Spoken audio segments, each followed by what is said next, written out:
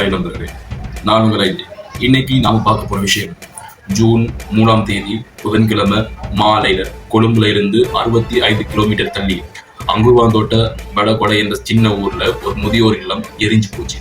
அதுக்குள்ள இருந்த 12 உயிர்கள் திரும்ப வரவே இல்லை. இதுவரை ஒரு செய்தி இல்லை நண்பர்களே, இது நம்மளோட தோல்வி, நம்ம சமூகத்தோட தோல்வி. இன்னைக்கு நாம பேச போறது அந்த 12 பேருக்காக, யாரும் கேட்காம போன 12 கதைகளுக்காக. மாலையில 5:30 மணி மௌபிய சேவன சேனே ஹெச கெதல்ல அப்படிங்கிற பேர்ல இயங்கின அந்த இல்லத்துக்குள்ள தீ பரவுது. உள்ள இருந்து வெறும் 15 பேர் இல்ல, 70 பேருக்கு மேல முதியவர்கள், மனநலம் பாதிக்கப்பட்ட இளைஞர்கள், அவங்கள பார்த்துக்கிட்ட 5 ஊழியர்கள். தீயணைப்பு வண்டி வர்றதுக்குள்ள 10 பேர் அந்த இடத்திலேயே போயிட்டாங்க. இன்னும் 2 பேர் கொரோன வைத்தியசாலையில உயிர் பிரிஞ்சது.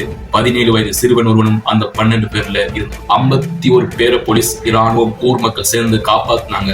அவங்க இப்ப பக்கத்துல இருக்கிற பள்ளிக்கூடத்துல தங்கியிருக்காங்க. ஆனா காப்பாத்தப்பட்டவங்க கண்ணுல இருந்த பயம், அதை நாம இங்கதான் நம்ம நிக்கணும், யோசிக்கணும். அந்த இல்லம் சட்டப்படி பதிவே செய்யப்படல. தேசிய முதியோர் செயலகத்திலேயோ சமூக சேவைகள் திணைக்களத்திலேயோ பேர் இல்லை. 15 பேருக்கு கட்டப்பட்ட இடத்துல 70 பேரை தங்க வச்சிருக்காங்க. அரசு அதிகாரிகள் ஏற்கனவே போய் சட்டத்தை பின்பற்றுங்கன்னு சொல்லி இருக்காங்க. ஆனா யாரும் கேட்கல. நண்பர்களே, ஒரு பிள்ளைய பள்ளிக்கூடத்துல சேர்க்கறதுக்கு கூட 100 கேள்விகள் கேட்கிறோம். ஆனா நம்ம அப்பா அம்மா, நம்ம உடன் பிறந்தவங்க போய் தங்குற இடம் பாதுகாப்பானதா, உரிமம் இருக்கா, யாரும் கேட்கிறோமா? இது ஒரு தனி மனிதனோட தப்பு மட்டுமில்ல, நாம எல்லாரும் சேர்ந்து கட்டியிருப்பிய ஒரு அலட்சியம். ஒரு வயதானவரை, மனநலம் பாதிக்கப்பட்ட ஒருவரை பாரம் நினைக்கிற நம்ம மனசுதான் இந்த தீக்கு விதை போட்டது. அவங்க பேர் என்னன்னு நமக்கு இன்னும் முழுசா தெரியாது. ஒரு 17 வயசு பையன் இருந்தால் மனநலம் குன்றியவன். அவனுக்கு இந்த உலகம் புரியாமலே போயிருக்கலாம். இன்னும் சிலர் வயதானவர்கள், பிள்ளைங்க வெளிநாட்டுல இல்ல, வீட்டுல பார்த்துக்க ஆள் இல்லைன்னு அங்க கொண்டு விடப்பட்டவங்க. அவங்க கடைசியா என்ன நினைச்சாங்க? என்னை யாரும் வந்து காப்பாற்ற மாட்டாங்களான்னு நினைச்சிருப்பாங்க. ஒரு பெண் தீயிலிருந்து தப்பிச்சு வெளியே வந்தாலாம். தன் தாலிச்சாடு உள்ள இருக்குன்னு மறுபடியும் உள்ள போய் திரும்ப வரவே இல்லையா? இதை விட வழி வேற என்ன இருக்கு? நாம அவங்கள எண்ணிக்கையா பாக்குறோம், 12 பேர். ஆனா ஒவ்வொருத்தருக்கும் ஒரு அம்மாவுக்கு பிள்ளை, ஒருத்தருக்கு அப்பா, ஒருத்தருக்கு தோழனா இருப்பாங்க.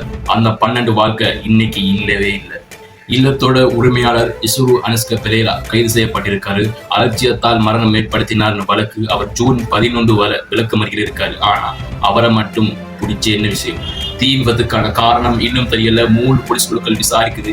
என் கோபம் அவர் மேல இல்ல. ஒரு இல்லம் வருஷக்கணக்கா பதிவே இல்லாம இயங்குது, யாரும் கண்டுக்கலையே. அந்த அமைப்பு மேல என் கேள்வி. நாம எல்லாரும் குற்றவாளிதான். ஏன்னா நாம அமைதியா இருந்தோம். இப்போ என்ன செய்ய போறோம்? மறுபடியும் 2 நாள் பேசிட்டு மறந்துட்டு போறோமா? இல்ல, நான் 3 விஷயம் சொல்றேன். முதலாவது, நம்ம ஊர்ல இருக்கிற முதியோர் இல்லம், சிறுவர் இல்லம், மனநல காப்பகம் எல்லாம் பதிவு செய்யப்பட்டதா? பாதுகாப்பு விதிகளை பின்பற்றுதான்னு கேள்வி எழுங்க. அதிகாரிகளுக்கு எழுதுங்க. ஒரு குடிமகனாக அது நம்ம உரிமை. 2வது, மீட்கப்பட்ட 51 பேருக்கு இப்போது உடை, உணவு, மருத்துவம் தேவை. அவங்க எல்லாத்தையும் இழந்துட்டு நிக்கிறாங்க. அருகில் நிற்பவர்கள் உதவுங்க. அரசு நிவாரணம் மட்டும் போதாது, நம்ம கையும் கொடுக்கணும். 3வது, வீட்டில் இருக்கிற பெரியவங்களை பாரமா நினைக்காதீங்க. அவங்க நம்மளை வளர்த்தவங்க. பேசுங்க, நேரம் கொடுங்க. ஒரு இல்லத்துல தள்ளுறதுக்கு முன்னாடி அந்த இடம் அவங்களுக்கு பாதுகாப்பானதான் நீங்க நேரில் போய் பாருங்க.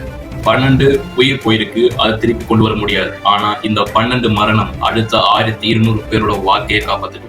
நாம் மனிதர்கள், மனிதாபிமானம் நம்ம ரத்தத்தில் இருக்கணும், சட்டத்தில் மட்டுமில்லை. அந்த 12 பேருக்காக ஒரு நிமிடம் மௌனம் அனுசரிப்போம். நன்றி. நான் உங்கள் ஐஜே. இதே மாதிரி வீடியோவில் தொடர்ந்து பார்க்கணுமாக இருந்தால் எங்கள் சேனலை சப்ஸ்கிரைப் பண்ணாமல் இருந்தீங்கன்னா சப்ஸ்கிரைப் பண்ணுங்க. இந்த வீடியோ உங்களுக்கு பயனுள்ளதாக இருந்தால் லைக் போட்டு இதை மற்றவங்க ஷேர் பண்ணுங்க. நான் உங்கள் ஐஜே.